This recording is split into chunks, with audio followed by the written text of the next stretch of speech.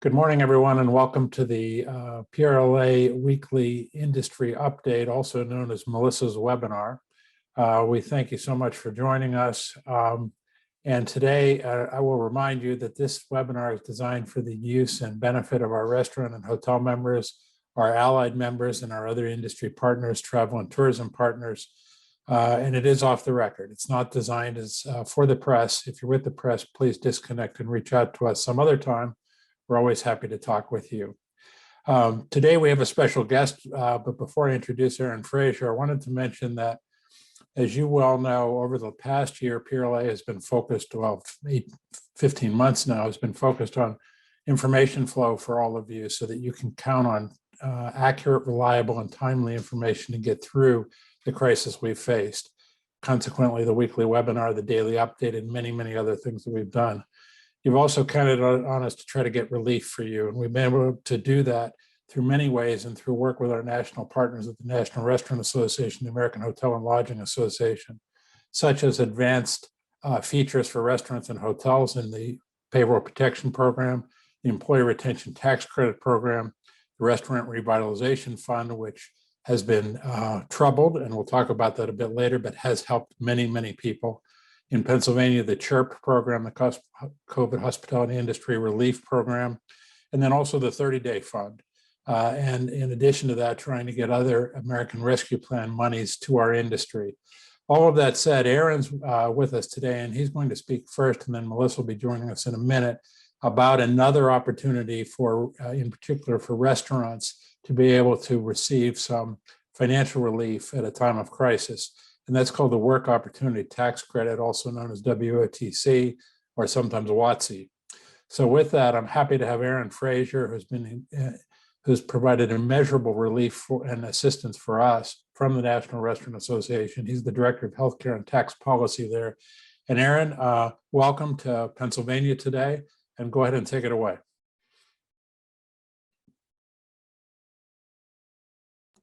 Thank you, John. I had the pleasure of attending a PRLA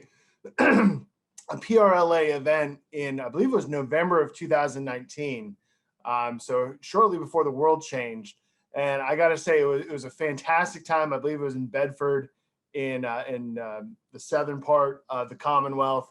Had an amazing time with John, with Melissa, with your members. The drive home in the morning was rough, but I got to say, PRLA, it stands alone in my mind as a great association, great members, great board of directors. So it's always a pleasure to work with you. Please reach out to me if I can do anything after this call to get restaurants to the end of the year. So what we want to talk about today is WOTC, the Work Opportunity Tax Credit. And if we go to the next slide, my former boss was a manufacturing company that actually had its biggest footprint in Pennsylvania. And he'd always say, tell me at the beginning that what you want me to understand by the end, if I was talking. So here it is. Here are the takeaways. WOTC provides up to $2,400 per employee when you hire from a target group, including those who have been unemployed for about 7 months or more, receiving some form of a federal unemployment benefit. This is a big population right now. This is likely the people that you're hiring for your restaurants, for your business over the next 3 to 6 months. But here's the catch. When you fill out the paperwork for WOTC, these forms have to be submitted to the state workforce agency in Pennsylvania within 28 calendar days of that new hire's start date. So you have to have the forms ready, the paperwork ready, and then you can start saving very quickly after you submit these forms and they get approved. Every state has a WOTC specialist that can help you and work with you directly on how to execute this tax credit in your business. Because this program's been around since the 1990s. It's well established. People know how to work it. It ain't going to run out of money. It doesn't rely on continually evolving regulations like some of the things we've been talking about over the past year. It's well established. Lastly, the population to hire people has never been higher. it's been 3.8 million people are WOTC eligible just because they're long-term unemployed during COVID. So it's a big, big deal that it's the likelihood of someone being WOTC eligible is that high. So the next slide, we can go into what it is basically. So the work opportunity tax credit, it was one of Speaker Gingrich's. If anyone remembers, Speaker Newt Gingrich came to office and said, yeah, we have to do something to help people get hired. We have to help the businesses. And Democrats said, yeah, let's do it. It was a bipartisan deal. Remember that word? But it was bipartisan in the mid-90s. And it's been extended every year. During the December 2020 fight, we renewed WOTC. We worked with Congress and said, as long as you're doing big tax programs like solving deductibility for PPP expenses and other issues, you got to extend WOTC to give certainty to any business that might be using it when we start hiring again. And it's been established through 2025. So again, it ain't going to run out of money. Well established, bipartisan, and it's for businesses like yours. Hospitality and food service is the #2 industry using this credit. So you can do it. And we're gonna talk about how to do it. And number one, the other thing is your state. If you think about your own in Pennsylvania, they like it when you get a federal tax credit. Keep more money in Pennsylvania, keep more money in the business, and let the federal government reduce your tax burden so that you can pay your taxes to the state, right? So every state is going to be able to help you file your claim and get your savings. So the next slide talks about the hiring groups. So you can get up to $2,400 if you're hiring people who are long-term unemployed or they're on other federal types of aid like food stamps. So getting up to $2,400 is pretty good. You can get up to $10,000 if you're hiring certain categories like a disabled veteran, but the most common amount used by restaurants is $2,400 in tax savings. The reason, again, we keep talking about the long-term unemployed, there's never been this many long-term unemployed, 3.8 million. And as you can see in the next slide, different states are, and the next slide, I'm sorry. Different states are starting to end their federal unemployment benefits quicker than Pennsylvania. Pennsylvania is going to use those benefits until Labor Day, and then that benefit will end. And then the assumption is that there will be a lot more people who are eligible unemployed looking for a job, looking for a way to pay rent and make their car payments. So some of your surrounding neighbors in Ohio, West Virginia, and Maryland are beginning to end their participation in the federal unemployment benefit. Pennsylvania is going to stick through August, but again, it's good to get this program set up so that when you do start hiring people, you have the paperwork in front of you and you know what kind of applicants would be eligible for this. And if you go back one, we'll talk a little bit about the applicants. So this is your menu. This is your menu of when you're hiring people, if they fall into these categories, this is what they're eligible for in terms of tax savings for you as an employer. So in the fine print at the bottom there, you can't do this with a former hire. Like if you're rehiring someone that you had to lay off last year, that person is not eligible for WOTC. And a family member isn't eligible for WOTC.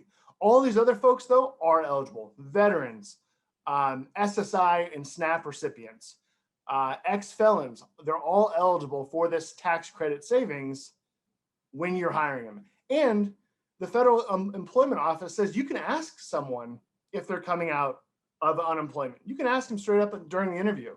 And if they say, yeah, I've been on some form of unemployment assistance and I haven't had a job since 2020, since the pandemic, then you can say, okay, great. Well, you fill out this paperwork and it'll speed your, it allows you to participate in the work opportunity tax credit, which is good for everyone. And the long-term unemployed has never been higher, the amount of people who are long-term unemployed, especially for hospitality. So that's why we wanted to elevate this issue for all members. If we can go 2 down. Yep. One of our surveys, it started to flip in April. when the number one challenge wasn't COVID or directly COVID related, but the number one challenge was hiring people to work in your restaurant, in your business. 82% of operators that have job openings are having difficulty filling those. We still nationally are around 12% below pre-pandemic employment levels. We need to hire. It's almost like this one restaurant owner in Philadelphia told me, it's almost like we have COVID restrictions due to our workforce, because we're still at 50% capacity. And it's not because the state is telling us 50% capacity, it's because we don't have enough employees to open up the entire restaurant, all the tables. So we want to solve that, and we want to help with that and help you hire, especially if you're looking at different types of compensation or even higher amounts of compensation to get people back into your restaurant. If you're offering higher wages, here's a way to offset some of those higher wages, right? The next slide, we'll talk a little bit more about that.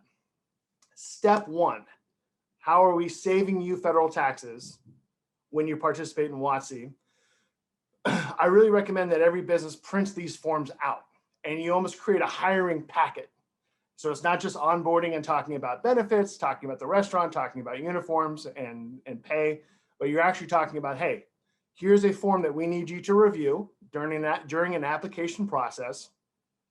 And if you qualify, you can fill out this documentation on the spot. You can do it with a job offer. Fill this information out. IRS Form 8850, and we provided the links there. It's clunky to provide the links, but hey, we want to get the information in your hands.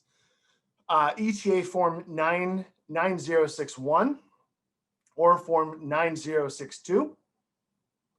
And if the employee has it, if the applicant has this form from the state, they have Form 9175, and that's something that the state will give you as a long-term unemployed individual, and they can actually share that with the business as well. When you have this information, you have this filled out, you're getting closer to being able to submit it to the state. Next slide. When you submit it to the state, got to underline this, because I've actually spoken with state workforce agency staff in the Midwest and in the East Coast. They say we have no flexibility if someone turns in this documentation 30 days after the new hire's start date. And it doesn't matter if it's Christmas, it doesn't matter if it's 4th of July, you got to turn in this documentation to the state workforce agency within 28 calendar days.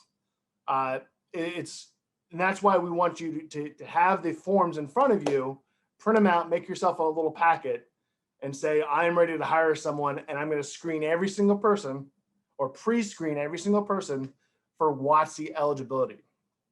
And this is a new process, right? But that's why it's important for us to remember there's a lot of runway on this program. This can help with a hire next month, September, or next year, or subsequent years. You install this program within your business, and you'll be able to reduce your tax liability for new hires for years. So it just happens to be a really important time to start this process if you don't already have it.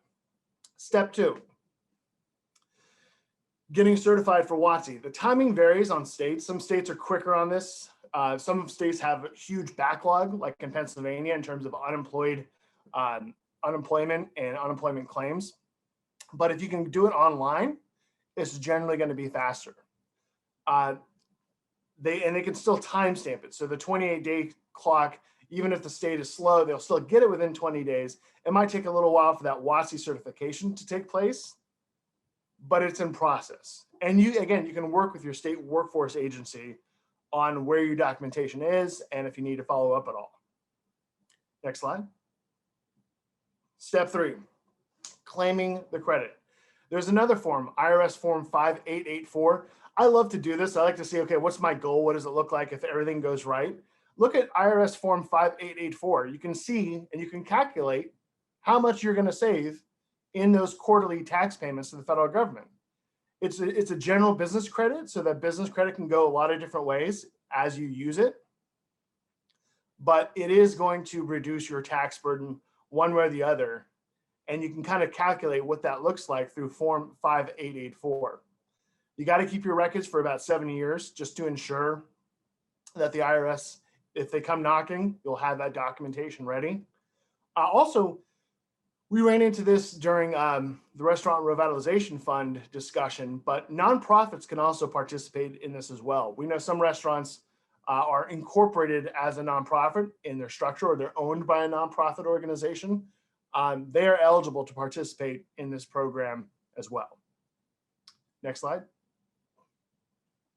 So when you're calculating how much you can receive, again, the maximum credit that you can receive is about 40% of your employees' wages who are working 400 hours or more.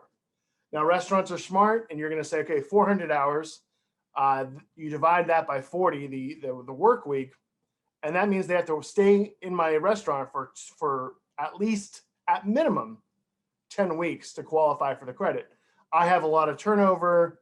It might even be less than 40-hour work weeks because people work different shifts. That's true. But the employee, at minimum, has to work 120 hours for their first year of employment for an employer to claim the credit. So they have to work at least 120 hours, and then you would take 40% of what that would 40% of the 120 hours in wages. We are looking at legislation in Congress that is in the House Ways and Means Committee. And without getting too nerdy, basically, where we want more money for the credit. We want to move the amount of the credit from 40% of the wages up to 50% of the wages. So we think that's just a good way of saying this credit that was established in the mid-90s needs to be updated for the 2020s. Inflation and a lot of other factors are going to make that money more important the higher up you go. So we need to provide more money for it. Next.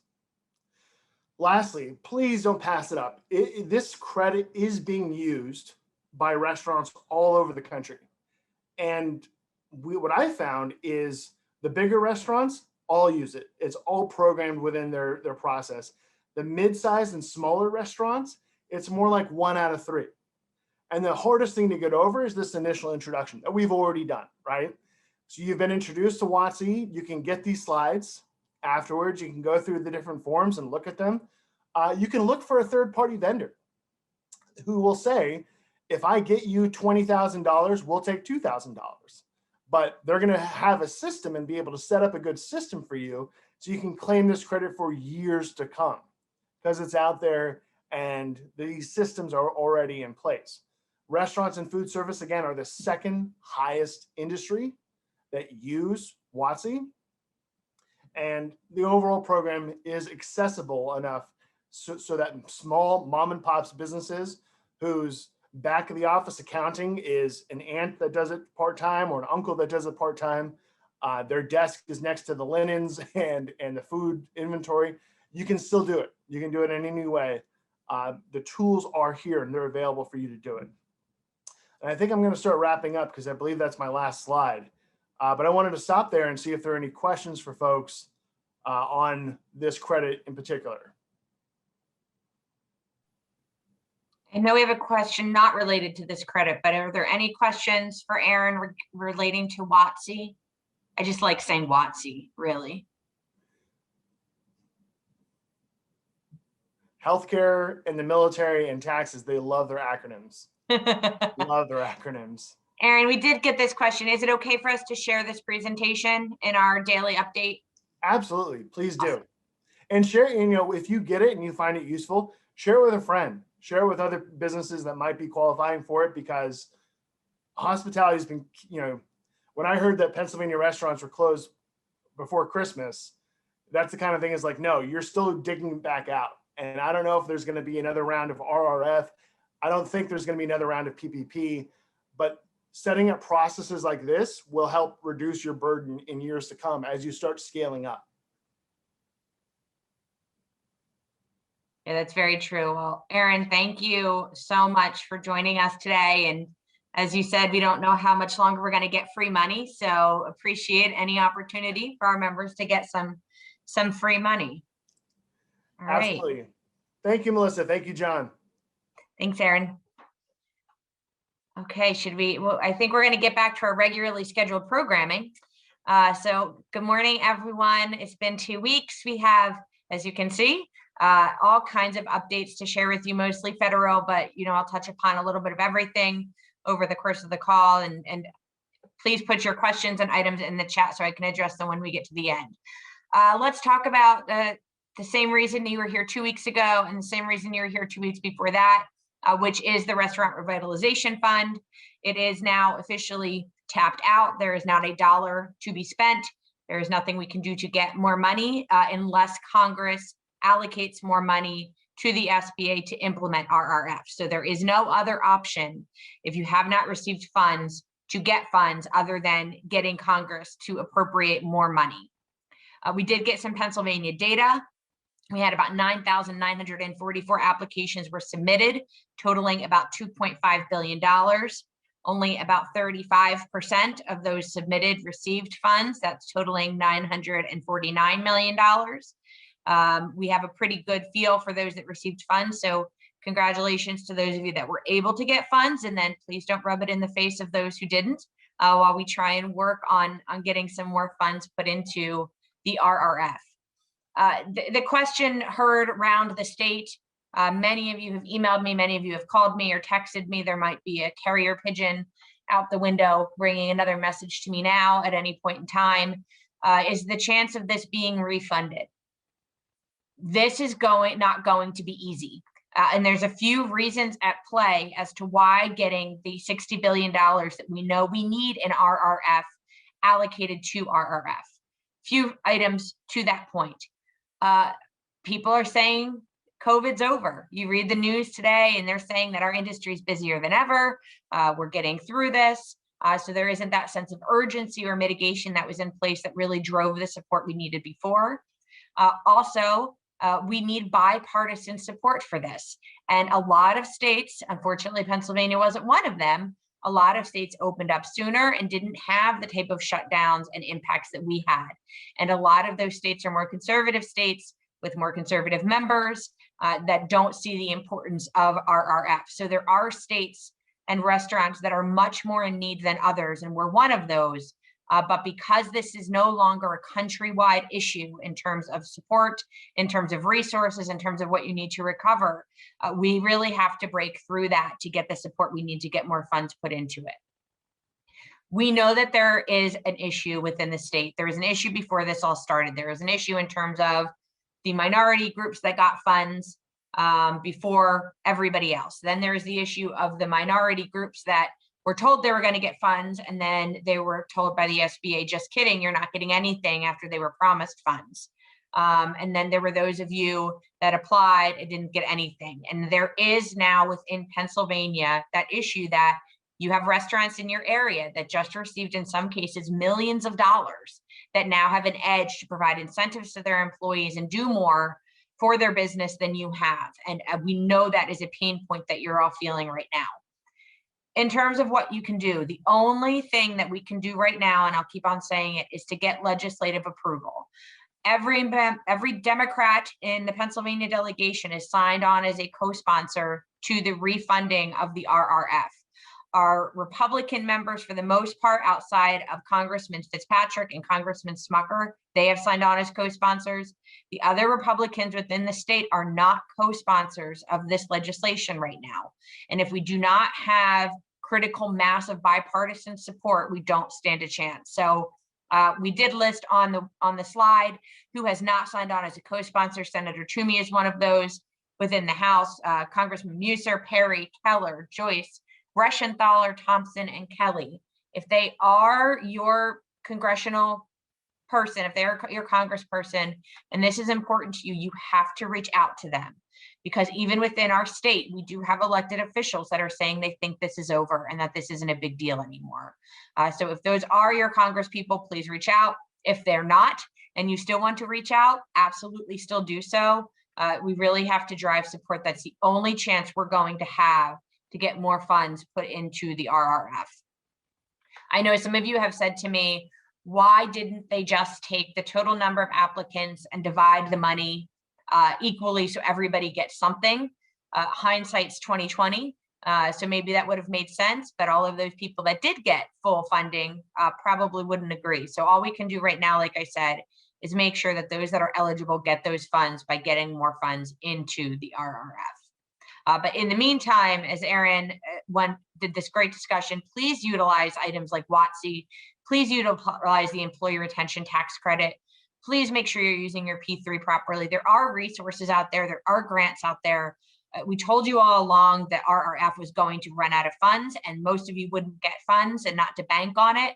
And that's exactly what happened. So please utilize those other opportunities and other funding mechanisms that are out there until we can find a path forward on the other RRF front. Also, as an FYI for my hoteliers, for those of you that have friends that are hoteliers that work in the hotel industry, next week, the American Hotel and Lodging Association is having their virtual legislative action summit. So it's a DC fly-in, but it's all virtually. So you can do it from the comfort of your home, your office, your living room, your bedroom, wherever you want to go. It's all virtual, but it is the opportunity for our hotel industry friends to meet with our congressional delegation and push some of those legislative priorities. The Save Hotel Jobs Act, talk about per diems, talk about workforce issues. We did this a couple months ago with the National Restaurant Association. So now there's that opportunity for our hotels to talk about the issues that you have as well. And we certainly know our hotel industry, while leisure travel is back, we are a long way off from business travel, a long way off from international travel, though we're working on it. So this really is an opportunity for my hotel friends to meet with their congressional delegation and talk about how important it is that hotels need the same support that our restaurants have been receiving. Next slide. State update. Work search requirement is where we shall begin our talking points today. As of July 18th, anybody who is collecting unemployment needs to start searching for work, and that's for when they apply for unemployment. So the work search requirement is in place right now. They need to show that they are searching for work. If they're collecting full unemployment, they need to apply for 2 jobs, participate in a career fair, go on to Career Link, and prove that they're searching for work. If they are working part-time, they still need to do 1 job application. The whole point of this and the work search requirement is to get people off of unemployment. Put that trigger in place saying that you need to at least try and find a job. We know you're all hiring, you know the jobs are out there. Now the government is saying that people on unemployment need to find work and search for work. I am not saying that this is going to make your lives easier right away, because we do have that problem where people will apply and then they will be no-shows for all the interviews that you schedule with them. We are working through all of that, but this is that first step in terms of bringing people back into the workforce that might still be collecting unemployment. So please, I mentioned this on a call previously today. If you have any issues or you're running into any issues with this that you can flag for us, that we can float to the Department of Labor, that would be helpful. But that is in place right now. And of course, the $300 supplement is slated to end the beginning of September. I don't see that ending anytime sooner than that. But Congress has not extended it, so that $300 supplement will end that first week of September. Other items, just as an FYI, now that the state legislature is in recess, almost all of our city governments are in recess. We will be regrouping over the course of the summer. PRLA, Zach, PRLA's Director of Government Affairs, and I will be determining what our fall priorities are, what we didn't get done this summer and this spring that we need to get done, and what other items we need moving forward to help all of you, one, not only continue to recover, but also items that will make running your business a little bit easier. We certainly know the unemployment piece is an issue in terms of your workforce, but another big piece that not everybody might want to think about yet is that there are benefits that our former employees are going and getting at other jobs that we aren't able to provide, inclusive of healthcare, inclusive of retirement benefits. We're really looking at opportunities via association health plans and other items that will help you offer those benefits to your employees without the huge cost that would come to you as a single independent business or small operator. So those are items that we're going to be working through over the summer, so we can come out in the fall and really pursue those to make give you the ability to offer those benefits to employees that you might not have been able to offer in the past.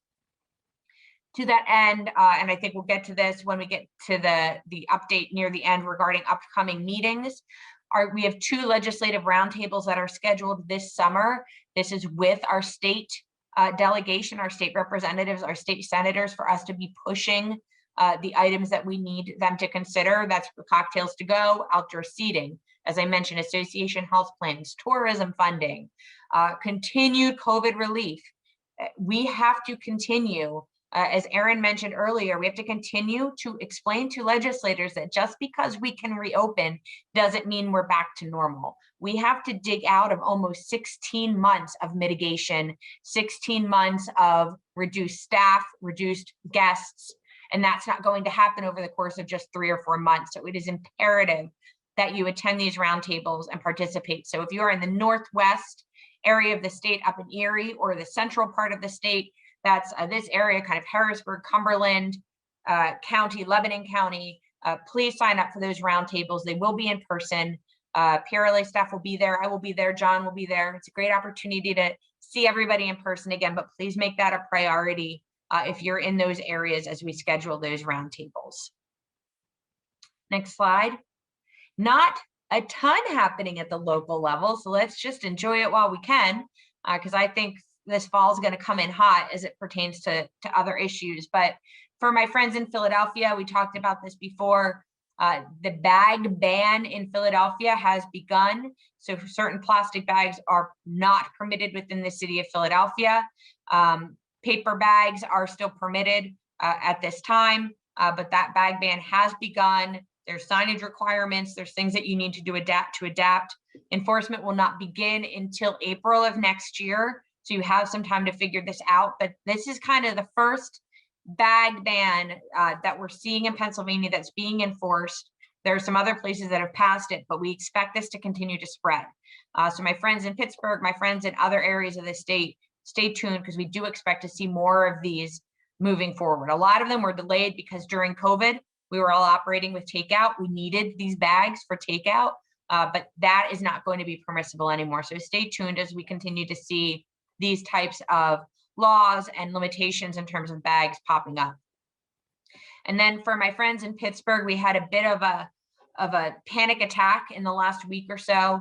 There was legislation in Pittsburgh that would have extended the COVID emergency leave, which is up to 80 hours of paid time off if employees have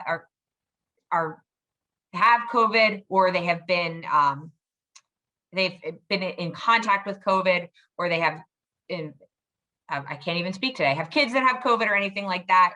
That is slated to end when the emergency declaration would end within the city of Pittsburgh. City Council was looking to extend that and to have a requirement that it would stay in place until 90% of eligible individuals are vaccinated. That is an unachievable number. It's a great pipe dream, but it would have, if it passed, it would have kept that law on the books in perpetuity, which is certainly not something that we know all of you in Pittsburgh need hanging over your heads right now. So thankfully, City Council has decided to wait and address this issue in the fall, and we'll continue to have conversations with them, being cognizant that no one can work if they're sick. No one should work if they are sick, but also acknowledging that we cannot have these one-off pieces of legislation when we have already within the city of Pittsburgh a paid leave law that is being enforced and all employees are required to follow it. So we are looking for things to slow down a little bit going into the rest of this summer. So all of you can take your vacations and catch a breath. We will be working going into the fall, like I said, our state legislative priorities, also working on some federal items as well. So stay tuned to updates from us as it pertains to the federal 80-20 rule, which is being rescinded, along with tip pooling and items like that. And I do believe it hasn't been posted yet. We will be having a webinar at the end of this month or beginning of next month relating to tipping. We know a lot of you have questions as it relates to tip pooling, what's legal, not legal, how you can kind of revamp how you're operating in this new normal post-COVID. So we will be having a webinar on that within the coming weeks. So please stay tuned as those details get figured out. And I think I just spoke really quickly. And do you want me to cover the upcoming events, Eric, or John, do you want to cover them? I can do it if you want to look at the questions, Melissa. Happy to do it. So there's a few things upcoming that are posted up here on the screen for you. And one is golf outings, which are great opportunities to get together with colleagues and friends in the industry and at the same time raise money for good causes, typically our educational foundation. And then in the case of our annual golf classic, the our restaurant advocacy fund, which is for PRLA's support of legislative initiatives. These are all promised to be great outings. The Lancaster outing is on the 16th of August. You can get more information on our website. The annual PRLA, that's the statewide tournament, is outside of Pittsburgh on September 28th. And then on October 5th is the Brandywine chapter golf outing. All great events, so please try to do that. We started in-person chapter meetings over the last 3 weeks, and the first 4 meetings that I went to were phenomenal. And we had record turnout, and people were very gratified to see others. There was a lot of good information shared. The hosts that hosted these put on great spreads for the members that were there, so it was a good networking time too. So please make sure that you make the chapter meetings as they come around. The 2 that are mentioned here are the 2 that Melissa already covered, which are actually legislative roundtables, which are also held at the chapter level. Central Chapter 1, which is coming up in Hershey on August 2nd, and then later that week, Northwestern up in Erie on August 5th. And then one other event I want to highlight, and we'll see way out, but I think you need to get this on your calendar now, is the PRLA Annual Conference and Awards Gala. And this is the State Hospitality Awards that are presented there by PRLA. It's going to be in Pittsburgh on November 8th and 9th. It's Monday and Tuesday. The event has 2 terrific outside speakers, including Meredith Elliott Powell, who's one of the best speakers on leadership that we've ever had. She scored a perfect 5 the last time we had her, with 100 attendees filling out surveys. It's never happened before. We also have Dane Wysocki, who's going to be talking about the importance of humor in the workplace. There may have never been a more important time to talk about that. And then we have the event being kicked off by Chip Rogers, the president and CEO of the American Hotel and Lodging Association, and Tom Benet, the president and CEO of the National Restaurant Association. That evening, Monday evening, the 8th, will be the State of Pennsylvania Hospitality Awards Gala that we'll be hosting. And the really good news about this event is that it's an event that we provide at cost for our members, and frankly, anyone in the industry, members or not, that want to attend, which is about $250. It includes lunch the first day, dinner, a cocktail party, breakfast the next day, the speakers, and some other meetings that'll be held that you're welcome to attend any or all of those meetings, including the state board meeting. And the PRLA board has decided to subsidize half the cost of anyone that wants to attend. So in other words, we'll be paying $125 of your $250 registration. We think this is a time that we have to show additional support for the industry and help in every way that we can and bring you all together. It's going to be hosted by the Omni William Penn in Pittsburgh. It's going to be a great event. Get it on your calendars right now and make sure that you attend that. I promise you that you'll get a lot out of it and have a good time as well. So the next one is about upcoming webinars, and this webinar in 2 weeks, Melissa's webinar, which will be at 11 a.m. also. And then there's 2 others that are listed here. National Restaurant Association Returning to the Workplace. You can read it as well as I can. And the National Restaurant Association Maximizing the Employee Retention Tax Credit, which is a tremendous source of revenue for you as well. PRLA was able to take advantage of it. I talked to many restaurant operators who got a lot of money back by doing that as well. And then lastly, before we turn it back to Melissa, I've already talked about the 2014 Spirit of Hospitality Awards, which is what happens at the awards gala in Pittsburgh. And then, but you should also nominate someone for an award that can be presented at that time. Here's the information on that. Then the other is that September is Food Safety Month. And so consequently, we want to tell the story about our restaurants and hotels in the Commonwealth who have good food safety standards. Everybody does, but we want to be able to tell your story. So share how your business is committed to safe food service practices, and we'll help celebrate you throughout the month of September. I should also mention that we kicked off, as you're probably well aware, the Level Up campaign, which might be called an Industry of Opportunity campaign. which has people telling their employees and managers who have started out in line level positions, telling their own story about the rewarding careers that are available in the hospitality industry, so that we can hopefully drive more of the available workers to apply for jobs in our restaurants. Check out this campaign, and also if you have folks that want to tell their stories that work within your organization, or if you want to do it, we can use more stories. That's very powerful information. And it all leads to the PRLA job board, which is becoming very robust and is a good place for you to put your ads up. They're free to members, and they're free for for a limited time for anyone, for non-members as well. So please utilize that as well. And then I think lastly, we recently rolled out individual and family plans through our partners at United Health Group, which will allow part-time and full-time employees to access affordable personal health insurance for themselves and their families through this program. This hasn't been available before. It's available to any employees of PRLA members, and there's a lot of different options for them. And this could be another benefit that you could offer to help to entice and keep employees in your workforce when it's so necessary right now. And then lastly, the training solutions. I'll let you read these yourself, and then we'll go back to Melissa.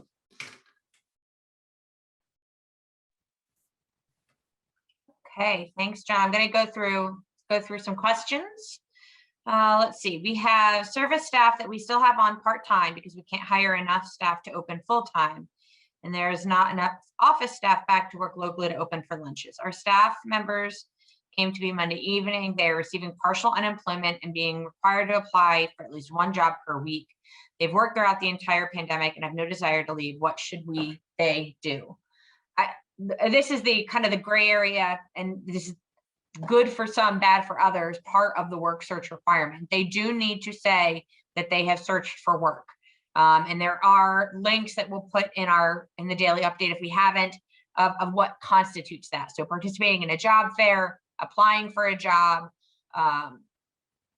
going to an interview, because at the end of the day, the goal and the purpose, as I mentioned before, is to get people off of unemployment. So it might be great right now that people are still able to collect partial, but the intention and goal of the unemployment office is to get people off of unemployment. So if they're working part-time and they were working full-time before, the goal is to get them back to full-time. And so therefore they do need to check the box. They don't have to apply for 2 jobs. They only have to apply for 1, but they do have to make and show an effort that they're looking to go back to full-time, so they no longer need to collect unemployment. We did put the link in the box for Aaron's presentation. We'll put it in the daily update today as well. Do you have emails to and phone numbers to Senator Toomey and the House members? I didn't put all that information on here because honestly, every congressperson and Senator Toomey especially have about 8 different offices, and we didn't want to put you in a box as to where you should reach out. None of these of the congressional delegation have emails that are publicly listed, so you need to fill out the contact form on their website and submit it that way. Or of course, if they are your congressional delegation, you can fill out the phone to action that we have via the National Restaurant Association. But your best way to communicate with all of these people is to go onto their website, call their office that is closest to you or their DC office, or fill out the contact form on their website and submit your concerns that way or your comments that way. We are hearing from our restaurants that a person will call them to set up a job interview and then they don't show up for that interview. Is that still considered as that no-show searching for work? Is there anything a business can do when someone doesn't show up for an interview? This is and I've been saying this for a while, is like there's good and bad to the work search requirement being back. There is a form, and it's form, I think it's UC 1921, which we've talked to all of you about in the past, and that's refusal of suitable work. And you can fill that out if somebody applies for the job, you give them an interview, and they're a no-show.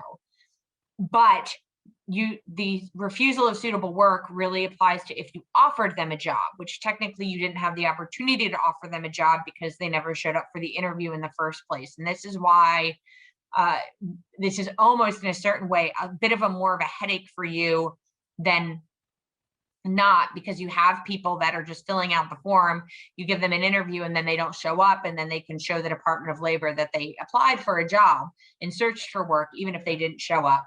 So our preliminary guidance right now is, if you have the time, which you might not, is to fill out that refusal of suitable work and at least submit it to the department. And then we're going to be working with the department. I have a meeting this afternoon to try and see if there's any other guidelines we can offer. But this is an issue. Yes, people are required to search for work, but that form of refusal of suitable work doesn't necessarily check the box of if there are no-shows. So this has been a problem that you've all been having for years. It's just exacerbated right now because of the number of people that are on unemployment. Are payroll companies aware of WOTC, or is this something that I would do myself? Your payroll company probably is aware, but the information and everything that needs to be collected probably needs to be done by you. So you should definitely talk to your payroll companies. They should be aware, but quite honestly, I wasn't aware of WOTC until Aaron brought it to our attention for us.